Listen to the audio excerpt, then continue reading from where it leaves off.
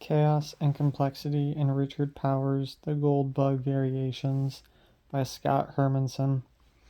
The novelist Don DeLillo, in a collection of interviews with contemporary authors, says that science in general has given us a new language to draw from. Science is a source of new names, new connections between people and the world. LeClaire and McCaffrey, 84. Among younger American novelists, Richard Powers has most consistently adopted current scientific and mathematical concepts in his works. His most recent novel, Galatea 2.2, delves into the possibilities of artificial intelligence. Two earlier novels, Three Farmers on Their Way to a Dance and Prisoner's Dilemma, both addressed issues of nonlinear dynamics, including chaos theory. His entire career has been marked by an association with this rising phenomena of nonlinear sciences, and the gold bug variations, the new sciences of chaos and complexity, become integral parts of the novel. Although other writers, Michael Crichton, William Gibson, may make reference to chaos theory and its components, they rarely go beyond creative metaphors and quirky plot twists. Powers, on the other hand, creates a world based on nonlinear dynamics. Events arise out of systems and contexts rooted in these dimensions. No other novelist has so precisely employed this new way of interpreting the world. Powers stands as the author most influenced by chaos theory. Reviews of his books acknowledge his debt to scientific theory, describing his novels as the Encyclopedia Britannica theme park, and frequently comparing him to Thomas Pynchon. Yet despite reviews, he's been overlooked by academic criticism, and Catherine Hales neglects to mention Powers in both The Chaos Bound and Chaos and Order, two books that seem tailor-made for the gold bug variations. Powers designs a novel that welds the conventional with the revolutionary. Like Pynchon and other authors such as William Gaddis and Robert Coover, Powers ambitiously tackles our culture in the scope of a massive novel. Taking scientific theory and aiming it like a telescope, he scrutinizes the creation of life, its miraculous unfolding, and our attempt to understand it all. Intrinsic to a new examination of how our world operates is a reconsideration of the old way. In chaos theory, science and mathematics move beyond the understanding of Isaac Newton's laws. Newton's progress in defining our basic understanding of motion was coincidental with the rise of the novel. 1687 saw the publication of the Principia Mathematica that established laws of gravity and other universal laws of motion. 3 decades later, The Strange Surprising Adventures of Robinson Crusoe, Mariner was published. The intellectual culture that fostered a new way of calculating the universe also created the idea of the novel. Stories were about movement. They were concerned with plot, events, and how characters reacted to being struck by blows, both physical and emotional. The Newtonian way of seeing the universe was concrete, straightforward, and as we call his equations, linear. James Gleick describes these equations in Chaos. Linear relationships are easy to think about. The more the merrier. Linear equations are solvable, which makes them suitable for textbooks. Linear systems have an important modular virtue. You can take them apart and put them together again. The pieces add up. Page 23. Adding up the pieces worked nicely for authors like Defoe when writing one of the first novels. A work like Moll Flanders included all the aspects that would add up to a life, leading to an equation as solvable as how hard to bowl a ball to knock down pins. Newton's vision of the universe allowed for a complete understanding of an event or, perhaps, a person, provided one had all the pieces. The world itself was just one big equation. Heinz Pagels describes the ultimate reduction of the world to a problem of mathematics. The aspect of determinism is beautifully illustrated by the image of the French mathematician Pierre-Simon de Laplace, who went so far as to imagine a demon who knew the positions and velocity of every particle in the universe. Using Newton's laws, the demon could then know the entire future of the universe, a mechanical universe that functioned like a great clockwork. Page 74. The 18th century sought to understand the universe by collecting and cataloging all the facts. Piece by piece, man would eventually uncover all the secrets. That was reflected in the rise of the novel as extended works of literature attempted to gather all the pieces together in one work. A completely knowable universe, however, places the idea of free will in jeopardy. If one could reach the point of Laplace's demon, a place where the future is predictable, what sort of position would man hold in such a universe? Tell us how free we are, a character says in Power's Prisoner Dilemma. If we are all tiny pieces in the huge clockwork, what can be done to make any difference?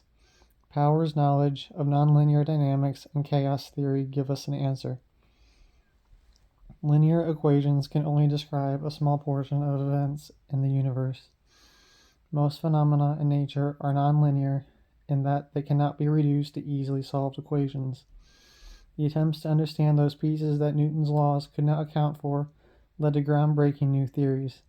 The rise of chaos theory in the 1980s offered a glimpse of understanding the immense randomness that lay beyond the Newtonian universe, ranging over all the sciences and addressing such disparate phenomena as the drift of smoke, the measurement of coastlines, or the fluctuation of the stock market. Chaos theory was a new dance, free of the lockstep of Newtonian physics. Some of the basic tenets of chaos theory not only go against a Newtonian grain, but seemingly defy logic. Two concepts form the backbone of nonlinear sciences. At the heart of chaos theory lies extreme sensitivity to input, the well-known butterfly effect that suggests a flap of insect wings in one part of the world can cause hurricanes in another. Side by side with the butterfly effect lies recursive symmetry, the beautiful and intricate fractals and graphs that show the same patterns reappearing again and again for unapparent reasons, lending chaos theory its mystique. That realm, past common sense, opens up a new way of seeing. Catherine Hales sees these features of nonlinear dynamics as having been present in literature for a long time. She writes, "The science of chaos has given us new ways to understand and talk about how scaling, recursive symmetry, and sensitive dependence on initial conditions can be important in literary texts." Stites 112. Not only can chaos theory help us to understand the nonlinear dynamics of literature, but according to Powers, it can help us find a place and purpose in the world. For his epigram to Prisoner's Dilemma, he quotes T.E. Lawrence. "I am still puzzled as to how far the individual counts, a lot, I fancy, if he pushes the right way." Powers himself sees the potential of that individual in the novelist. It may well be that chaos theory's lasting contribution to literature will be the creation of a place where one might once again believe in the efficacy of fiction's project. For it seems to me that many novels get written on the naive belief that a small seed of words can still create a great stir. Stites 115. The novelist can count for a lot, provided the concepts of chaos theory allow him to push in just the right way. The Goldbug Variations is a novel intricately structured in light of chaos theory. Most immediately noticeable is the recursive symmetry of its structure and themes. In a novel of metaphor upon metaphor, where everything stands for itself as well as represents the whole, Johann Sebastian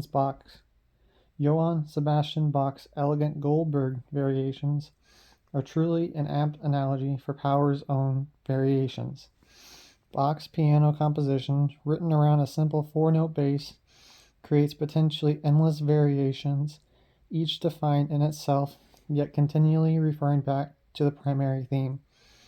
Similarly composed, Power's novels models a love story through the interaction of four characters with seemingly endless variations, simultaneously referring back to bass notes and supporting the main theme, the creation of life itself. The novel structure is so intricate and finely meshed that amazement sets in as we recognize how each block of the structure reinforces every other, and each thread mimics another. The Goldbug Variations is not unlike the stunning images of fractal symmetry. Fractals are intricate geometric figures of infinite detail created from simple computer codes. The most famous of these is the Mandelbrot set of mathematician Benoit Mandelbrot. From the topmost view, it appears as a beetle-like shape with fuzzy edges and long tendrils. The deeper one focuses in on the image, more and more patterns continually appear. Gleek describes the image. An eternity would not be enough time to see it all. Its discs studded with prickly thorns, its spirals and filaments curling outward and around, bearing bulbous molecules that hang, infinitely variegated, like grapes on God's personal vine. 221. Even more spectacular than its intricate detail is its recursive symmetry.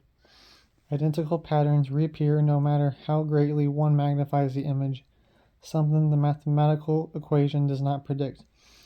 A similar fractal image of the sciences reveals itself to Jan O'Day in the Goldbug Variations. I start with the top magnification, fix my lens on cosmology. If that level remains abstract, I could drop to the step below, stop down an order of magnitude. Downwards toward delineation, I consider studying chemistry. Unsatisfied, I pass another strangeness barrier into quantum physics, beyond conceptual modeling. A push for terminal detail takes me into the statistics of perhaps.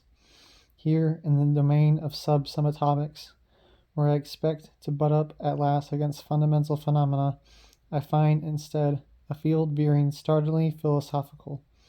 11 dimensions, superstrings, the eightfold way, like a Klein bottle, and sides twisting seamlessly onto out. Small-scale physics drops off the edge of formal knowledge back into cosmology. Pages 87 to 88. Like the bug shape that appears in a Mandelbrot set at magnifications of immense disparity, at the smallest and largest scale of the sciences we find symmetry. We seemingly come face to face with the place where we started.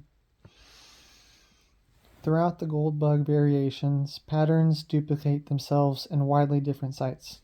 Each journey to a part of the book reveals structures that have occurred before. The most prominent of patterns is the amazing similarity between the genetic code and Bach's Goldberg Variations. The genetic code contained in the DNA's spiral helix holds the blueprint for all life. All these instructions, from the color of irises to the size of feet, are written using only 4 base nucleotides, A, G, C, T. Bach's Goldberg Variations similarly evolve from 4 base notes into melodies that obey a rigid structure yet continue to produce infinite detail. As the narrator puts it, the set is built around a scheme of infinitely supple, proliferating relations. Each of the 30 is a complete ontogeny, unfolding until it denies that it differs at conception from all siblings by only the smallest mutation. 578.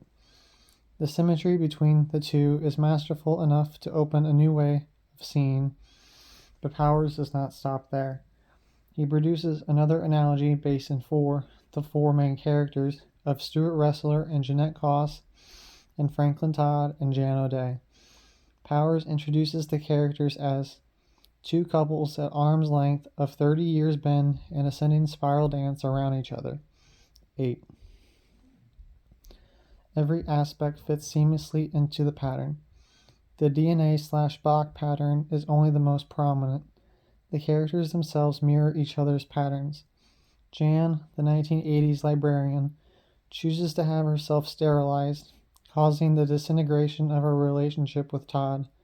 Reflected in her is Jeanette, the 1950s geneticist who is unable to have children, a fact that instigates her relationship with Ressler.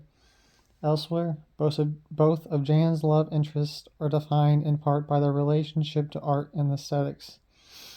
Todd, an ex-student of art history, and Keith, an advertising executive, both create collages of images to communicate certain ideas. Each new magnification of the book reveals a variation on a pattern seen before. By the end of the book, we find that even the basic structure of the novel reflects back to the genetic pattern. The Gold Bug Variations is not so much a novel as it is a spliced or grafted hybrid of Todd's biography of Ressler and Jan's scientific diary. Todd and Jan's two narratives spiral around each other, creating the blueprint of Stuart Ressler's life as well as their own. If chaos theory provides the model for the form of the novel, complexity, its closely related cousin, offers us the most insight to the novel. Though complexity is still in its nascent period, John Horgan gives us a working definition. The most widely touted definition involves the edge of chaos. The basic idea is that nothing novel can emerge from systems with high degrees of order and stability, such as crystals. On the other hand, completely chaotic systems, such as turbulent fluids or heated gases, are too formless. Truly complex things, amoeba, bond traders, and the like, appear at the border between rigid order and randomness. Horgan 106.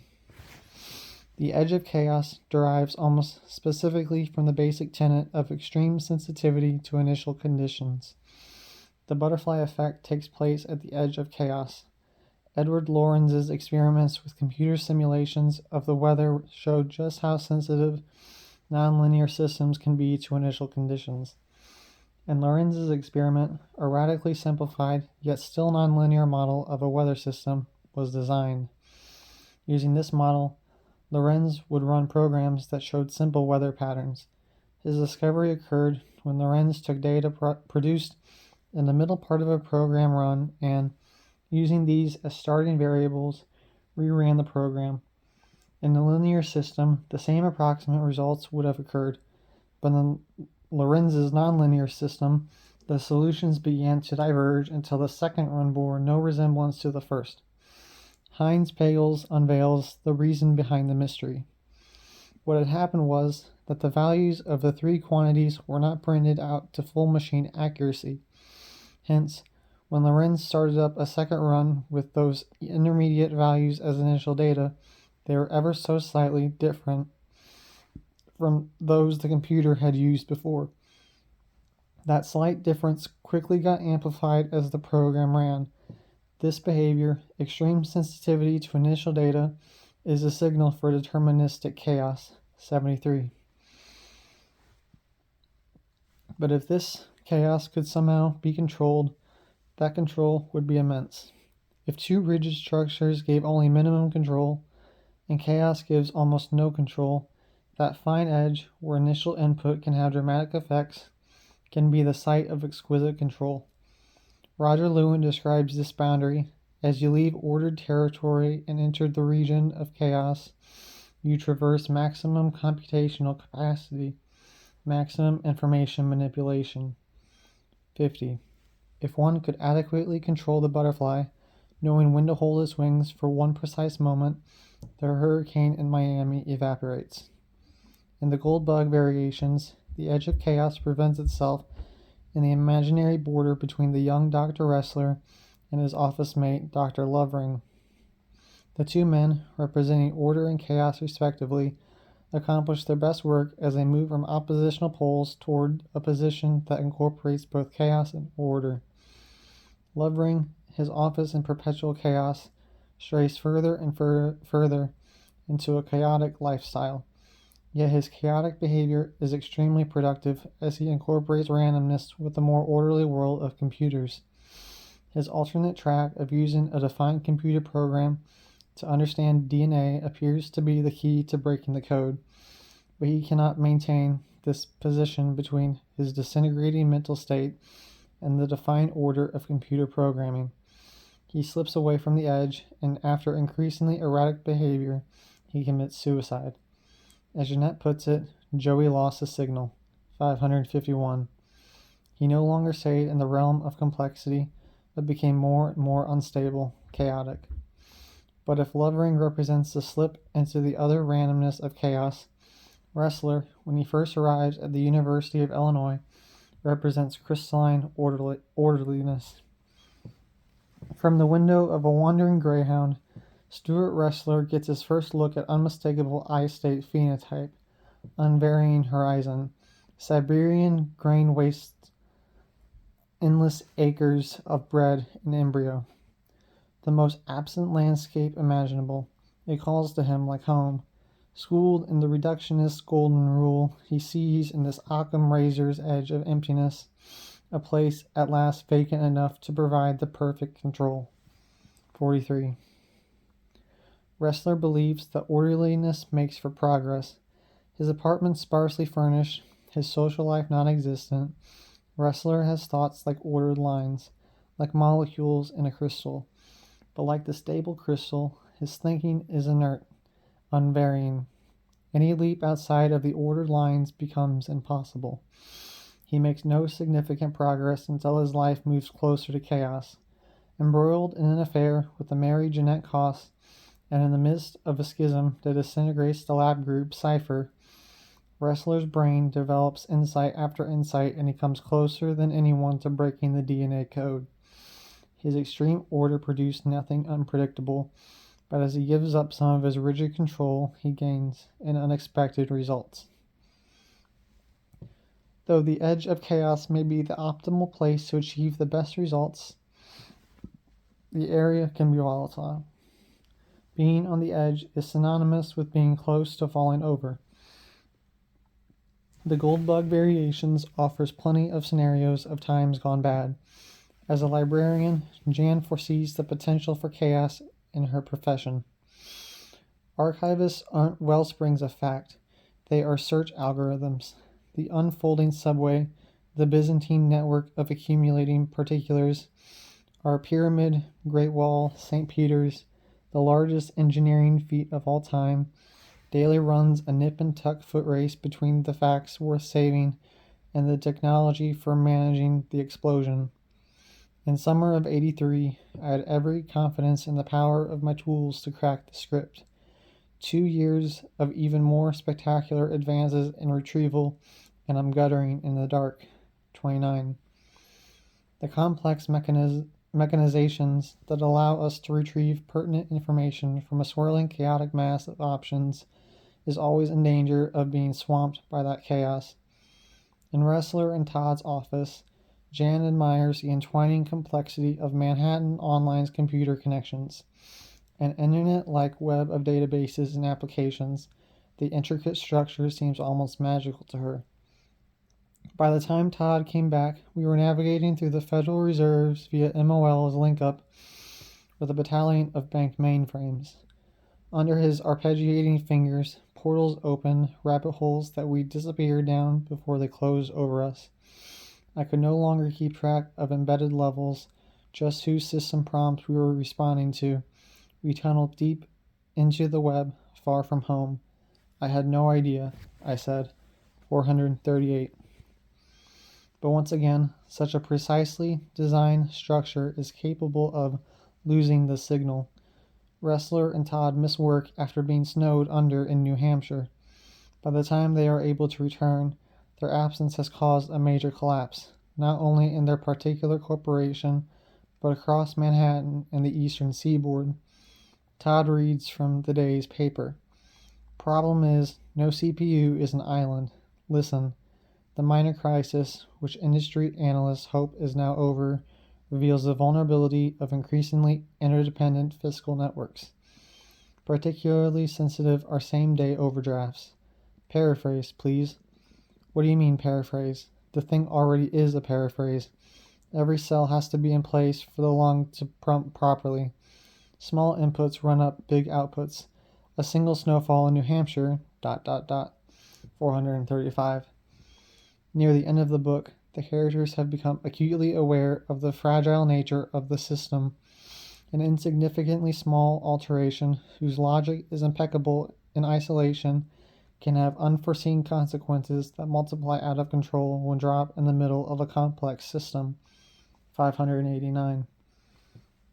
Unforeseen consequences occur from even the best of intentions.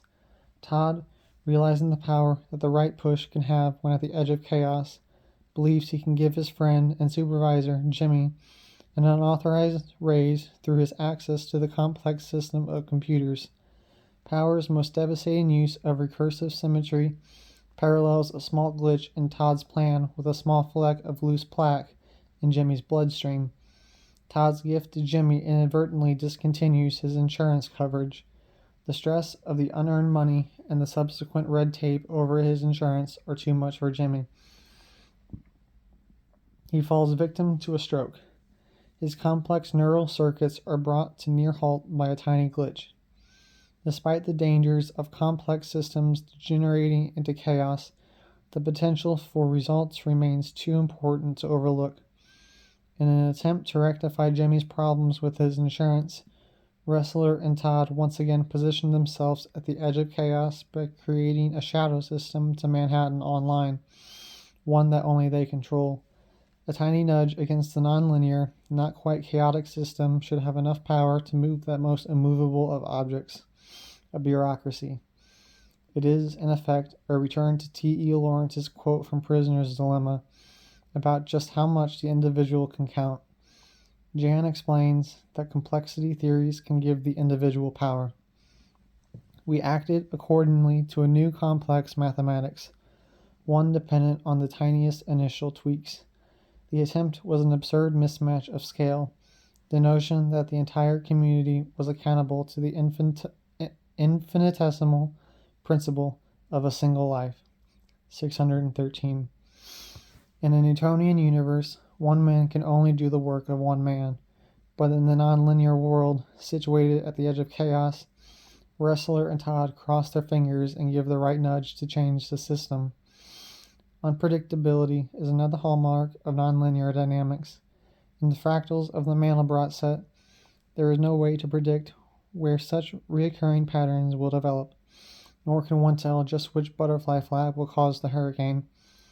Another type of unpredictable behavior, and one unique to complexity studies, is that of emergent phenomena. In highly complex systems, certain phenomena can arise that are more than the sum of their parts. Emergent properties, however, seem only to occur at that edge of chaos where there is just enough order to control the chaos, but not so much that things grind to a standstill. A simple computer trick can display the concept of emergence. Roger Lewin explains cellular automata. Cellular automata, the computer jock's equivalent of a menagerie, are a kind of complex dynamical system.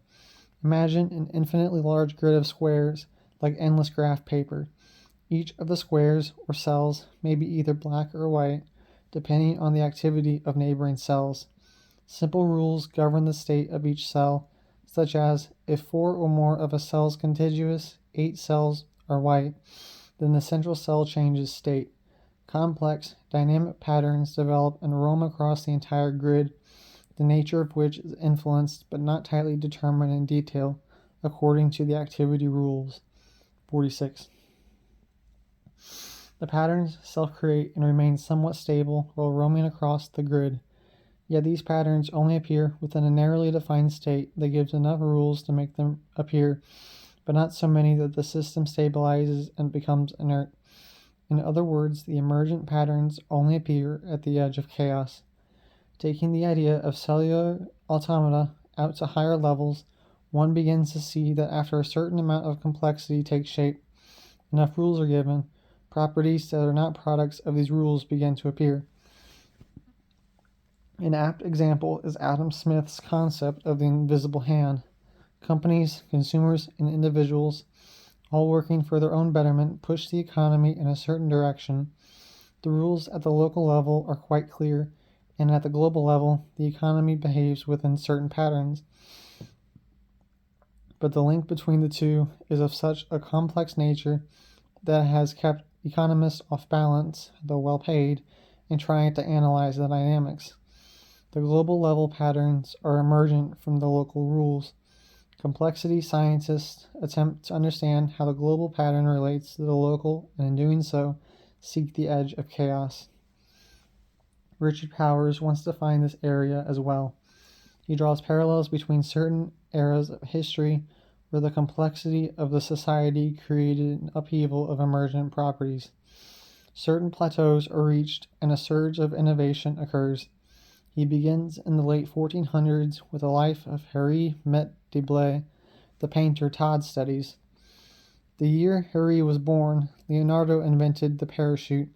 The year Henri turned 7, astonished Diaz, emerging from a storm, found he'd been blown off course around the Cape of Good Hope. New skills, new materials, the sluice ways of travel thrown open. The man lived on the leading edge of an age of altered maps, radical overhauls. Copernicus's De Revolutionibus, apocalyptic showdown in the church, peasants' revolution, Mercator's most exact description of Flanders, pages 342 to 43. A few pages later, Henri's years are directly compared with that of Ressler's years at Illinois.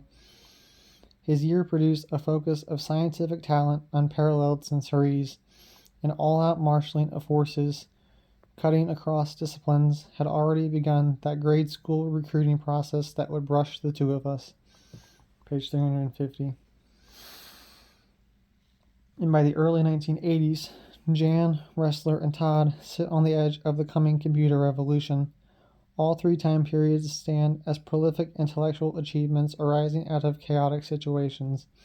They are awash in the productivity of increasing complex systems. Of course, it is not only in societies that emergent properties appear. The complex system of a computer harbors the same potential. Nearly always a representative of the largest society, Ressler's computer foreshadows the themes of complexity that dominate the second half of the novel. To prove how emergence appears, Ressler types up a quick program.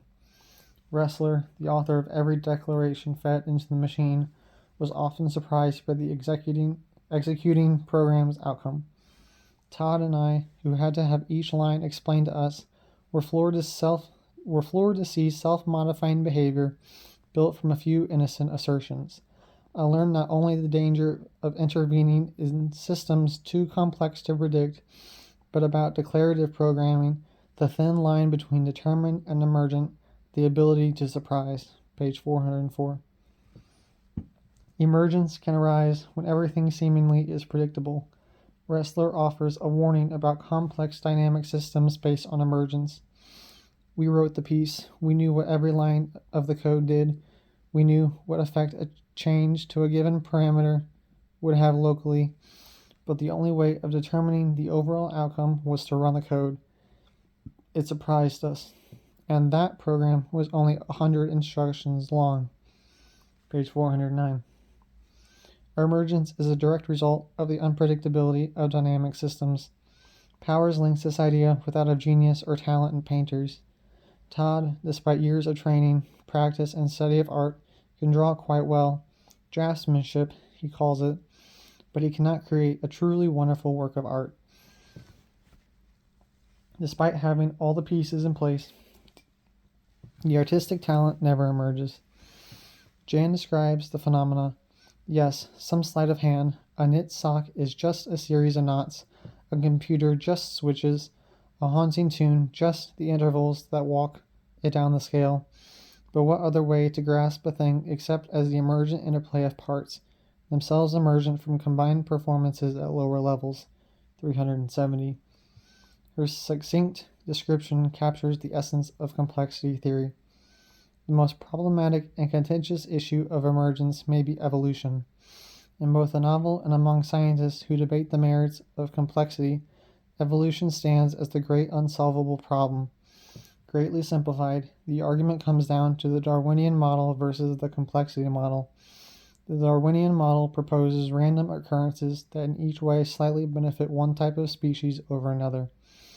Gradually, over a lengthy period of time, the constant generational cycle leads to a species evolving into the niche nature offers. Jan describes the process. Life doesn't spring to new complexity, but small bugs, fed back into executing procreation, produce wrinkles, differences that are honed into new profiles of spread and fit. Precursors emerge blindly. Purpose itself erodes out of chance. At bottom, no cause, only the life molecule, copying or failing to copy. What good is a blip that doesn't yet function?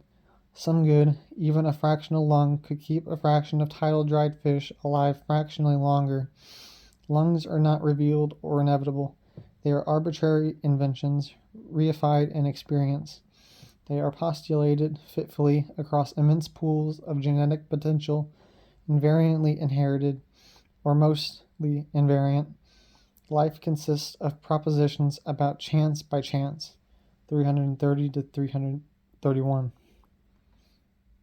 But for complexity theory, chance by chance is too random an explanation to account for all life's diversity.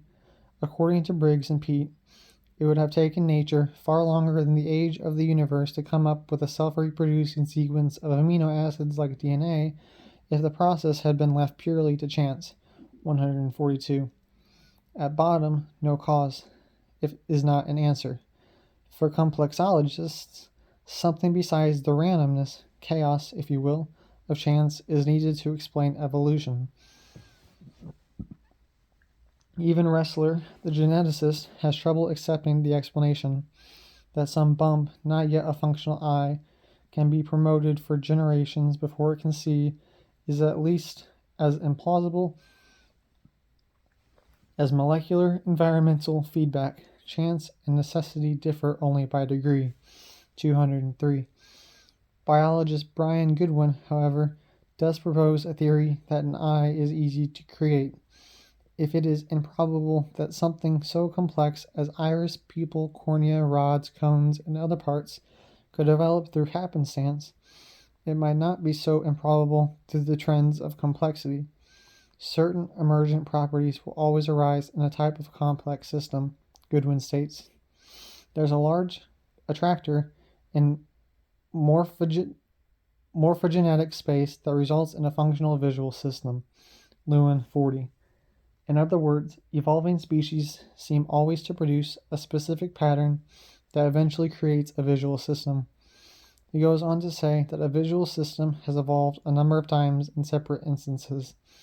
More than 40 times, eyes are the product of high probability spatial transformations of developing tissues.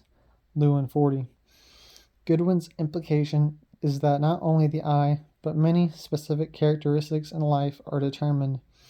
A complex system such as the biosphere will always have certain properties that will emerge in the same fashion, the eye being the best example. But by chance or determined, they still differ only by degree. Ressler's ambivalence may be a key to complexity's flaw. What's really behind the argument of finding the formula that will explain nature?